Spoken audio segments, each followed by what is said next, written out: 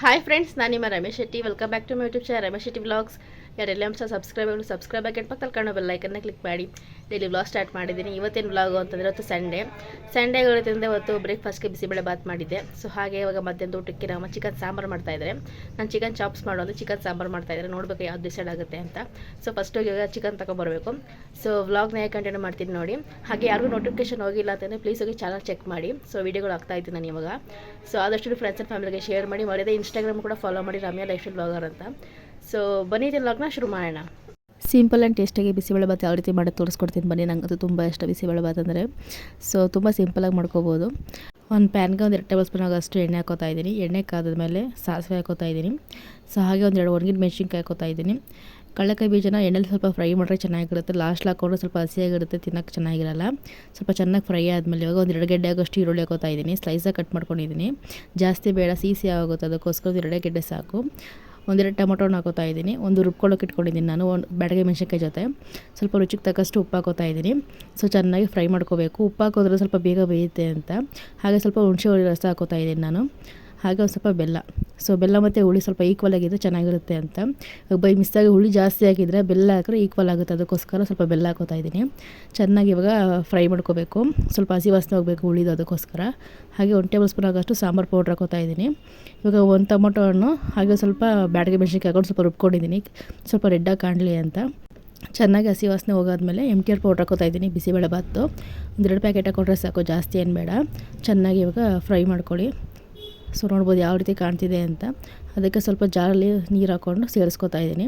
ಇವಾಗ ಕುಕ್ಕರ್ಗೆ ಒಂದೇ ಗ್ಲಾಸಲ್ಲಿ ತೊಗರಿಬೇಳೆ ಹಾಗೆ 1 ಗ್ಲಾಸಲ್ಲಿ ಅಕ್ಕಿ. ಸೊ ಈಕ್ವಲಾಗಿ ಹಾಕ್ಕೋಬೇಕು. ಹಾಗೆ ನಿಮ್ಮ ತರಕಾರಿ ಏನು ಇಷ್ಟ ಆಗುತ್ತೋ ಅದೆಲ್ಲ ಸೇರಿಸ್ಕೋಬೋದು. ಅಲ್ಲಿ ಬೀನ್ಸು, ಕ್ಯಾರೆಟು ಹಾಗೆ ಗೆಡ್ಡೆಕೋಸು ಸೇರಿಸ್ಕೊತಾ ಇದ್ದೀನಿ. ಹಾಗೆ ಬಟಾಣಿ. ಸೊ ಬಟಾಣಿ ಹಾಕ್ಬಿಟ್ಟು ನೀರು ಹಾಕ್ಬಿಟ್ಟು ಒಂದು 3 ವಿಜಿಲ್ ತೊಗೊಳ್ಳಿ, ಸ್ವಲ್ಪ ಸಾಫ್ಟಾಗಿರಲಿ ಅಕ್ಕಿ. ಸೊ ಹಾಗೆ ಸ್ವಲ್ಪ ರುಚಿಗೆ ತಕ್ಕಷ್ಟು ಉಪ್ಪು ಹಾಕೋತಾ ಇದ್ದೀನಿ. ಸೊ ಈ ಕಡೆ ನೋಡ್ಬೋದು ಅನ್ನಕ್ಕೆ ಇಟ್ಟಿದ್ದೀನಿ. ಹಾಗೆ ಈ ಕಡೆ ಬಿಸಿಬೇಳೆ ಬಾತು ಗೊಜ್ಜು ರೆಡಿ ಆಗ್ತಾಯಿದೆ. ಸೊ ಫೈನಲಾಗಿ ಅನ್ನ ರೆಡಿಯಾಗಿದೆ. ಇವಾಗ ನಾವೇನು ಗೊಜ್ಜು ಮಾಡ್ಕೊಂಡಿದ್ದೀವೋ ಆ ಗೊಜ್ಜನ್ನ ಇದಕ್ಕೆ ಮಿಕ್ಸ್ ಮಾಡ್ಕೋಬೇಕು. ಸೊ ಟೇಸ್ಟ್ ಮತ್ತು ಸೂಪರಾಗಿರುತ್ತೆ, ನೀವು ಟ್ರೈ ಮಾಡಿ. ಸೊ ಇವಾಗ ಮಿಕ್ಸ್ ಮಾಡ್ತಾಯಿದ್ದಾರೆ ನಮ್ಮ ಅಮ್ಮ. ಸೊ ನೋಡಿ ಎಷ್ಟು ರೆಡ್ಡಾಗಿ ಕಾಣ್ತಿದೆ ಅಂತ. ಸೊ ಪರ್ಸ್ನಲಿ ನನಗಂತೂ ತುಂಬ ಇಷ್ಟ. ನಮ್ಮಲ್ಲಿ ಎಲ್ಲರಿಗೂ ಬಿಸಿಬೇಳೆ ಬಾತ್ ತುಂಬ ಇಷ್ಟ. ಸೊ ಅವಾಗ ಮಾಡ್ತಾನೆ ಇರ್ತೀವಿ. ಸೊ ವಾರಕ್ಕೆ ಒಂದ್ಸಲ ಯಾರು ಇದ್ದೇ ಇರುತ್ತೆ ನಮ್ಮಲ್ಲಿ ಬಿಸಿಬೇಳೆ ಬಾತು. ಸೊ ನೀವು ಟ್ರೈ ಮಾಡಿ, ಹೇಗಿತ್ತು ಕಾಮೆಂಟ್ ಬಾಕ್ಸಲ್ಲಿ ಕಮೆಂಟ್ ಮಾಡಿ. ಸೊ ಆದಷ್ಟು ನಮ್ಮ ಪೇಜನ್ನ ಫಾಲೋ ಮಾಡಿ. ಹಾಗೆ ನಮ್ಮದೇ ಇನ್ಸ್ಟಾಗ್ರಾಮಕ್ಕೆಲ್ಲ ಫಾಲೋ ಮಾಡಿ, ರಮ್ಯಾ ಲೈಫ್ ಸ್ಟೈಲ್ ಬ್ಲಾಗರ್ ಅಂತ. ಸೊ ಫೈನಲಾಗಿ ರೆಡಿಯಾಗಿದೆ. ಇವಾಗ ನಮ್ಮ ಮನೆಗೆ ಸರ್ವ್ ಮಾಡಿಕೊಡ್ತಾಯಿದ್ದಾರೆ ನಮ್ಮ ಅಮ್ಮ. ಸೊ ಇವಾಗ ಲಾಸ್ಟಲ್ಲಿ ನಾವು ಬೂಂದಿ ಹಾಕೋತಾ ಇದ್ದೀವಿ. ಬೂಂದಿ ಒಳ್ಳೆ ಕಾಂಬಿನೇಷನ್ ಅಂತ ಹೇಳ್ಬೋದು, ನನಗಂತೂ ತುಂಬ ಇಷ್ಟ. ಸೊ ವಾಯ್ಸ್ ಓವರ್ ಕೊಡಬೇಕಾದ್ರೂ ಬಾಯಲ್ಲಿ ನೀರು ಬರ್ತಾಯಿದೆ. ಸೊ ನೀವು ಒಂದ್ಸಲ ಟ್ರೈ ಮಾಡಿ. ಸುಗುಣ ಚಿಕನ್ ಬಂದಿದ್ದೀವಿ. ಸೊ ಸಂಡೇ ಸ್ಪೆಷಲಾಗಿ ಚಿಕನ್ ಮಾಡ್ತಾಯಿದ್ದೀವಿ. ಸೊ ನೋಡ್ಬೋದು, ಇದು ಬಂದು ಕಾವೇರಿ ರೋಡ್ ಇದೆಯಲ್ಲ, ಆ ಕಡೆ ಇರೋದು ಇದು.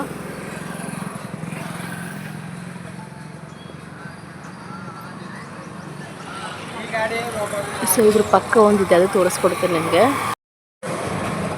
ಗಾಯ್ಸ್ ನೋಡಿ, ಕರೆಂಟ್ ಇಲ್ಲದೆ ಅಣ್ಣ ಪಾಪ ಕೈಯಲ್ಲೇ ಕ್ಲೀನ್ ಮಾಡ್ತಾರೆ ಕೋಳಿನೆಲ್ಲ. ಗೈಸ್ ಫೈನಲಾಗಿ ಚಿಕನ್ ಎಲ್ಲ ಕಟ್ ಮಾಡಿದ್ದಾಗಿದೆ. ಸೊ ಇವಾಗ ಮನೆಗೆ ಹೋಗಿ ಯಾವುದೋ ಸ್ಪೆಷಲಾಗಿ ಮಾಡಬೇಕು. ಗೈಸ್ ಇಲ್ಲೊಂದು ಚಿಕನ್ ಅಂಗಡಿ ಇದೆ. ಸೊ ಇಲ್ಲೇ ತಗೋತಿದ್ದು, ಇಲ್ಲಿ ರಶ್ಶು ಅಂದ್ಬಿಟ್ಟು ಆ ಕಡೆ ಹೋದ್ರಿ. ಸೇಮ್ ರೇಟ್ ಎಲ್ಲನೂ ಇಲ್ಲಿ 128 ರೂಪಾಯಿ. ಸೊ ಇಲ್ಲೊಂದಿತ್ತು, ಇಲ್ಲಿ ಎತ್ತಾಕ್ಬಿಟ್ರು. ಸೊ ಇದೆಲ್ಲ ಪೈರು ಗೈಸ್, ನೋಡಿ ಎಷ್ಟು ಚೆನ್ನಾಗಿದೆ ಅಂತ.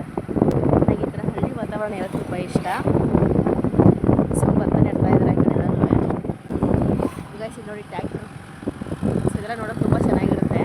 ಆ ಕಡೆ ಎಲ್ಲ ಪೈರು ಹಾಕಿದ್ದಾರೆ ನೋಡ್ಬೋದು. ಸೊ ಇವಾಗ ನಾವು ಮನೆಗೆ ಹೋಗ್ತಾ ಇದ್ದೀವಿ. ಸೊ ಇಲ್ಲೊಂದು ಚಿಕನ್ ಅಂಗಡಿ ಇದೆ.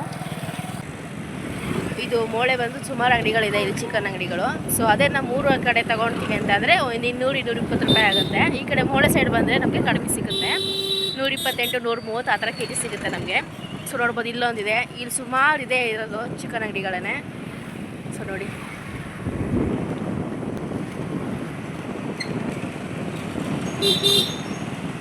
ಸೊ ನೋಡಿ ಇಲ್ಲೊಂದಿದೆ, ಸುಮಾರು ಅಂತಲೇ ಹೇಳ್ಬೋದು. ಹೇಳೋದ್ನಲ್ಲ ಆಗಲೇ, ಈ ಕಡೆ ಎಲ್ಲ ಕಡಿಮೆ ಬೆಲೆ ಸಿಗುತ್ತೆ. ಇಲ್ಲಿ ಮಟನ್ನು. ಸೊ ಈಗ ನಮ್ಮ ಅಮ್ಮ ಚಿಕನ್ ಚಾಪ್ಸ್ ಮಾಡ್ತಾರೆ, ಇಲ್ಲ ಚಿಕನ್ ಸಾಂಬಾರು ಮಾಡ್ತಾರೆ, ತೋರಿಸ್ತೀನಿ ನಿಮಗೆ. ಸೊ ನೋಡೋಣ ಮನೆಗೆ ಒಮ್ಮೆ ಡಿಸೈಡ್ ಆಗುತ್ತೆ ಯಾವುದು ಏನು ಅಂತ. ನಾವು ಮನೆಗೆ ಬಂದಮೇಲೆ ಡಿಸೈಡ್ ಮಾಡಿದ್ವಿ ಚಿಕನ್ ಡ್ರೈ ಮಾಡೋಣ ಅಂತ. ಚಿಕನ್ ಚಾಪ್ಸು ಮಾಡಲಿಲ್ಲ, ಚಿಕನ್ ಸಾಂಬಾರು ಮಾಡಲಿಲ್ಲ. ಸೊ ಡ್ರೈ ಮಾಡೋಣ, ಚೆನ್ನಾಗಿರುತ್ತೆ. ಸುಮಾರು ದಿನವೇ ಆಯಿತು ಅಂತ ಅನ್ನಿಸ್ತು, ಅದಕ್ಕೋಸ್ಕರ ಅದು ಚಿಕನ್ ಡ್ರೈ ಮಾಡಿದ್ದೀನಿ. ಸೊ ರೆಸಿಪಿ ನಿಮಗೆ ತೋರಿಸ್ಕೊಡ್ತೀನಿ ಯಾವ ರೀತಿ ಮಾಡ್ತೀನಿ ಏನೋ ಅಂತ. ಒಂದೆರಡು ಗಡ್ಡೆ ಈರುಳ್ಳಿ ಕಟ್ ಮಾಡ್ಕೊಂಡಿದ್ದೀನಿ.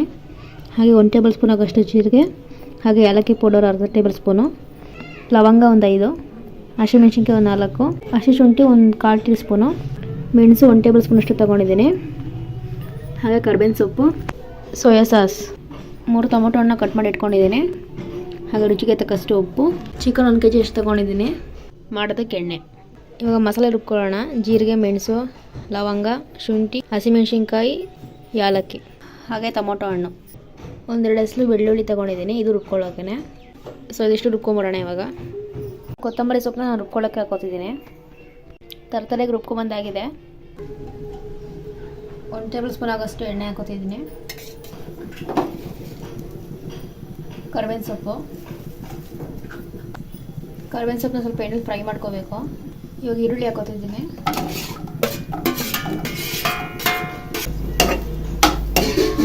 ಈರುಳ್ಳಿ ಸ್ವಲ್ಪ ಗೋಲ್ಡನ್ ಬ್ರೌನ್ ಬರಬೇಕು, ಅಲ್ಲಿಗೂ ಚೆನ್ನಾಗಿ ಫ್ರೈ ಮಾಡ್ಕೊಳ್ಳಿ.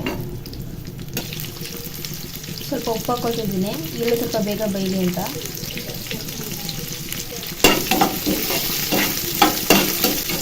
ತುಂಬ ಸಿಂಪಲ್ಲು, ಈಸಿಯಾಗಿ ಮಾಡ್ಕೋಬೋದು. ನಾವು ರುಬ್ಕೊಂಡಿದ್ದೀವಲ್ಲ ಮಸಾಲೆ ಹಾಕ್ತಿದ್ದೀನಿ ಇವಾಗ.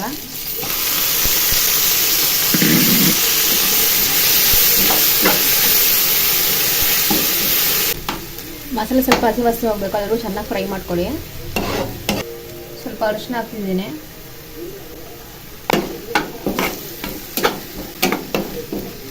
ಇವಾಗ ಚಿಕನ್ ಹಾಕೋತಿದ್ದೀನಿ. ಚಿಕನ್ ಚೆನ್ನಾಗಿ ಮಿಕ್ಸ್ ಮಾಡಬೇಕು ಮಸಾಲೆ ಜೊತೆಗೆ.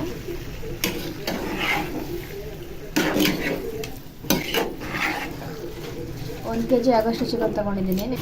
ಇವಾಗ ರುಚಿಗೆ ತಕ್ಕಷ್ಟು ಉಪ್ಪು ಹಾಕಿದ್ದೀನಿ. ಉಪ್ಪು ಹಾಕಿದ್ರೆ ಚೆನ್ನಾಗಿ ಮಿಕ್ಸ್ ಮಾಡ್ಕೋಬೇಕು.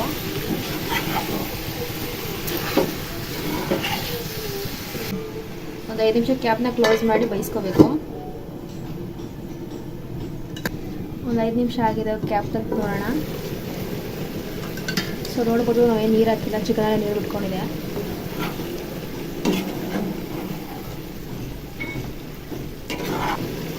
ನಾವು ಡ್ರೈ ಮಾಡ್ತಿರೋದ್ರಿಂದ ನೀರೇನು ಹಾಕೋಕೊಂಬೇಡಿ, ಚಿಕನೆಲ್ಲ ನೀರು ಬಿಟ್ಕೊಳ್ಳುತ್ತೆ. ಇವಾಗ ಸೋಯಾ ಸಾಸ್ ಹಾಕೋದ್ರಿಂದ ಸ್ವಲ್ಪ ಗಟ್ಟಿಯಾಗುತ್ತೆ. 1 ಟೇಬಲ್ ಸ್ಪೂನ್ ಆಗೋಷ್ಟು ಸೋಯಾ ಸಾಸ್ ಹಾಕೋತಿದ್ದೀನಿ.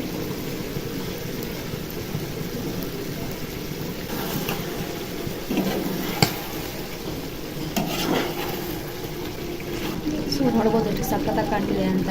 ಸಿಂಪಲ್ಲು, ಮನೆಗೆಲ್ಲ ಗೆಸ್ಟ್ ಬಂದು ಈಸಿಯಾಗಿ ಮಾಡ್ಬೋದು. ನೀವು ಟ್ರೈ ಮಾಡಿ, ಹೇಗಿತ್ತು ಅಂತ ಕಮೆಂಟ್ ಬಾಕ್ಸಲ್ಲಿ ಕಮೆಂಟ್ ಮಾಡಿ. ಸೊ ಆಲ್ಮೋಸ್ಟ್ ಚಿಕನ್ ಬೆಂದಿದೆ. ಇವಾಗ ನಿಂಬೆಹಣ್ಣು ಹಿಂಡ್ತಿದ್ದೀನಿ. ನಿಂಬೆಹಣ್ಣು ಹಿಂಡ್ಮೇಲೆ ಚೆನ್ನಾಗಿ ಮಿಕ್ಸ್ ಮಾಡ್ಕೋಬೇಕು.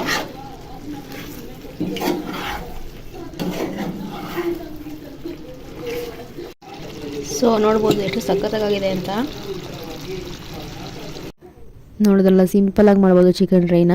ನೀವು ಫ್ರೈ ಮಾಡ್ಕೊಳ್ಳೋದ್ರಿಂದ ಸ್ವಲ್ಪ ನೀರು ಆ್ಯಡ್ ಮಾಡ್ಕೊಳ್ಳಿ. ಡ್ರೈ ಯಾರು ಮಾಡ್ತಿದ್ರೆ ನೀರು ಆ್ಯಡ್ ಮಾಡೋಕ್ಕೆ ಹೋಗಬೇಡಿ, ಯಾಕಂದರೆ ಚಿಕನ್ ನೀರು ಬಿಟ್ಟಿದ್ದೆಲ್ಲ ಅದೇ ಡ್ರೈ ಆಗುತ್ತೆ. ಧ್ರುವಂಗಂತೂ ಸಖತ್ ಇಷ್ಟ ಆಯಿತು ಚಿಕನ್ ಡ್ರೈ. ನನಗೂ ತುಂಬ ಇಷ್ಟ ಆಯಿತು. ರಿವ್ಯೂ ಕೇಳೋಣ ಅಷ್ಟೊತ್ತಿಗೆ ಕರೆಂಟ್ ಇರಲಿಲ್ಲ, ಸೊ ಅದಕ್ಕೆ ನಾವು ರಿವ್ಯೂನ ಕೇಳೋಕ್ಕೆ ಹೋಗಿಲ್ಲ. ನಮಗೂ ತುಂಬ ಇಷ್ಟ ಆಯಿತು. ನೀವು ಒಂದು ಸಲ ಟ್ರೈ ಮಾಡಿ, ಹೇಗಿತ್ತು ಅಂತ ಕಮೆಂಟ್ ಬಾಕ್ಸಲ್ಲಿ ಕಮೆಂಟ್ ಮಾಡಿ.